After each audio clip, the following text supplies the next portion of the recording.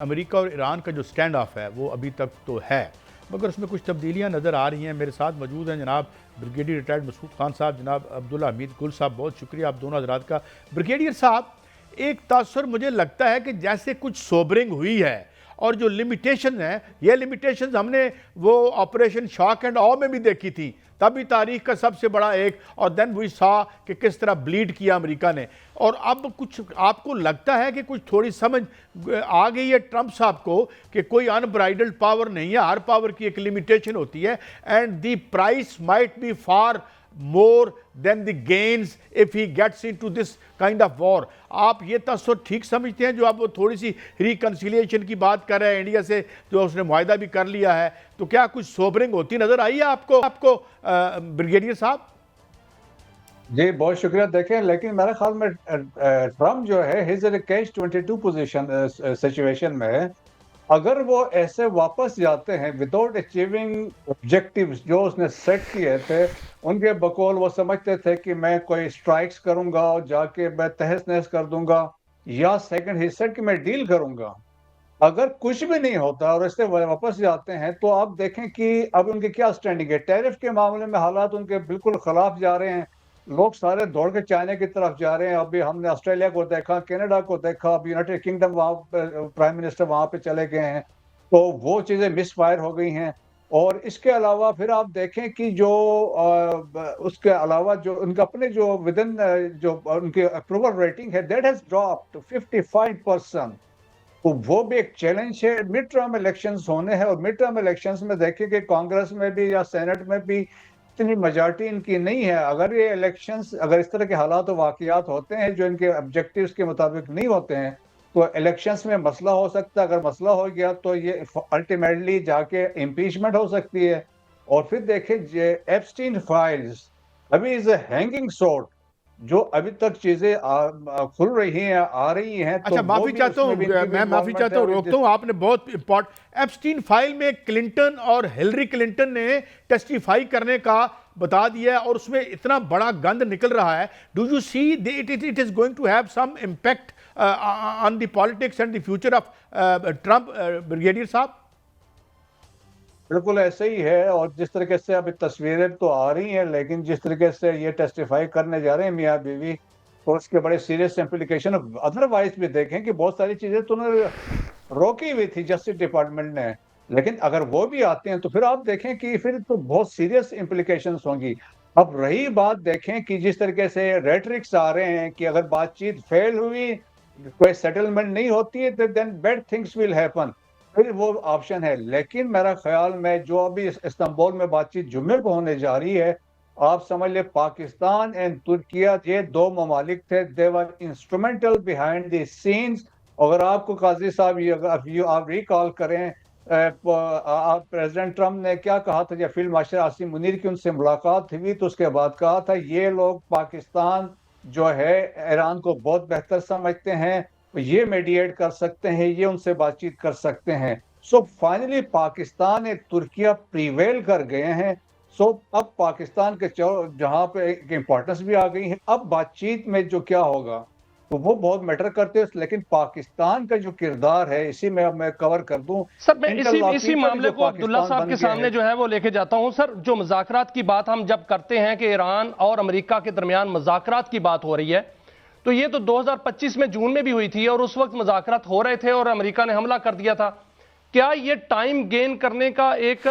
بہانہ تو نہیں ہے دونوں طرف سے، یا ایک طرف سے امریکہ کی طرف سے؟ کیونکہ امریکہ جو ہے وہ جب ایران میں آیا تو اس کے پاس جنگی جہاز اتنے 500 جنگی جہازوں کو لے کے آ گیا، بحری بیڑے لے کے آ گیا، وہاں پر جو ہے اس کے بعد جاسوس طیارے ہیں، اس کے بعد ڈرونز ہیں، میزائلز ہیں۔ اس کے باوجود جو وہ بار بار دھمکیاں بھی دیتا رہا کہ آج حملہ کروں گا، کل حملہ کروں گا، مذاکرات کی ٹیبل پہ آ جائیں، پھر مذاکرات بھی اپنی خواہش پہ جو ہے شروع کر لیے۔ کیا یہ ٹائم گین کر رہے ہیں، یا وہ ایران کی قوت سے، میزائل قوت سے ڈر گیا ہے، یا یہ بھی ہو سکتا ہے کہ روس اور ایران جو چین ہے اس کا جو فیکٹر بتایا جا رہا ہے وہ اس سے بھی یہ ڈر گیا کہ اگر یہ جنگ ہوئی تو کہیں امریکہ شکست نہ کھا جائے؟ بسم اللہ الرحمن الرحیم۔ بہت بہت شکریہ قائد صاحب، میاں صاحب، بریگیڈ صاحب، السلام علیکم۔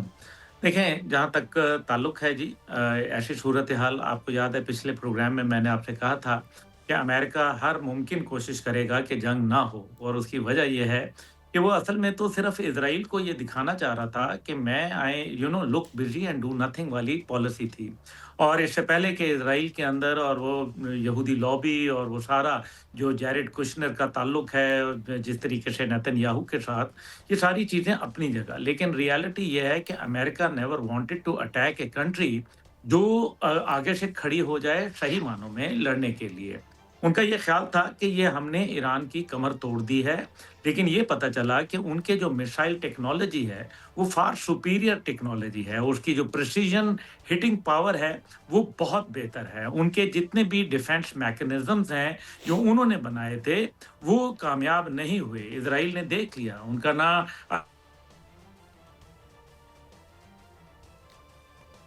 آواز تھوڑی دیر کے لیے شاید ہمارا رابطہ عبداللہ حمید گل صاحب سے رکا ہے۔ جی جی جی جی جی جی کنٹینیو کیجیے، جی کنٹینیو کیجیے، آواز آ رہی ہے آپ کو؟ تو ایسی، ہاں جی، تو ایسی صورتحال میں امریکہ جو ہے وہ شش و پنج میں مبتلا ہو گیا ہے، جس کا آپ نے بھی ذکر کیا، چائنا اور رشیا فیکٹر۔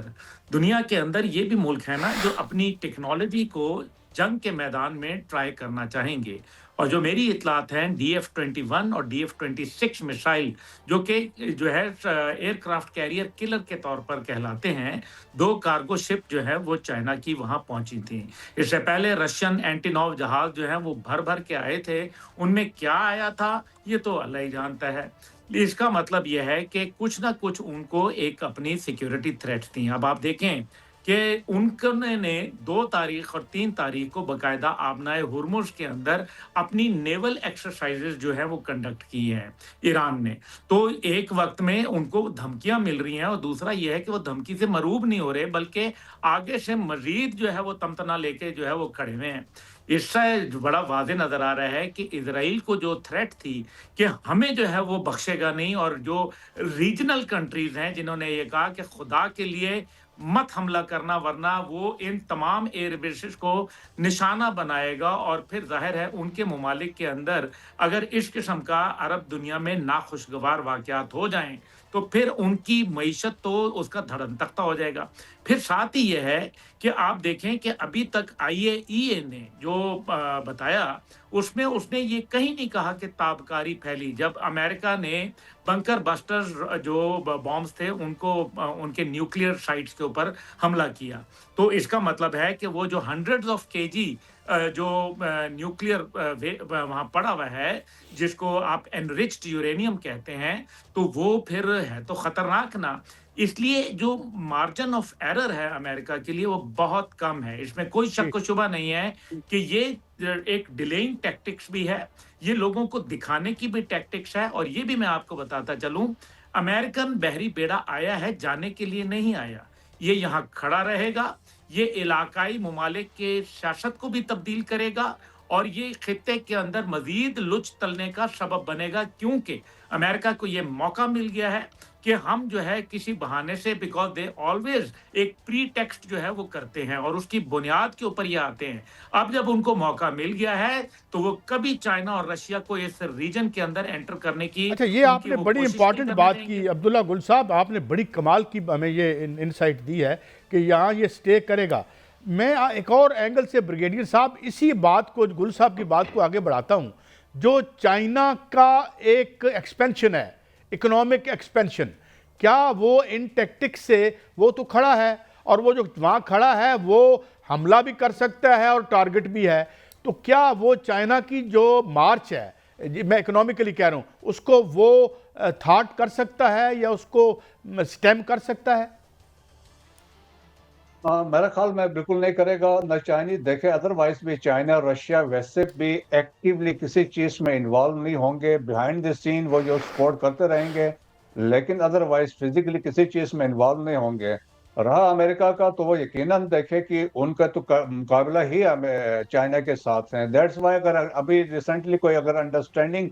سو کال انڈرسٹینڈنگ میں سمجھتا ہوں جو انڈیا کے ساتھ ہوئی ہے، تو لوگ کہتے ہیں پتہ نہیں اس سے کوار دوبارہ ریوائیو ہوگا یا نہیں ہوگا، لیکن اس سے جو چائنیز کی اکنامک ایکٹیویٹیز ہے اکراس دی گلوب BRI کے تحت، وہ کبھی وہ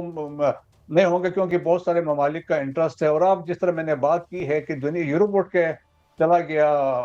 چائنا کے پاس اور پھر ایک میسج کو کنوے کر دیا ہے کہ بھائی ہمارے پاس دوسرے آپشن ہے. تو اب تو ٹرمپ نے دیکھا نا یورپ کو بھی اپنے سے الگ کروا دیا اور اسی طرح نیٹو کو بھی تھریٹن کر رہا ہے. اور جس طرح یورپین یونین کی بھی ہم نے دیکھی اسٹیٹمنٹس, انہوں نے اس کو وائلیٹ کر کے آ کے ایک جو انڈرسٹینڈنگ ڈیولپ کی ود انڈیا کے ساتھ. سو میرا خیال میں they will still protect Chinese and Russians, اپنا انٹرسٹ جو ہے they will protect Middle East میں کریں گے.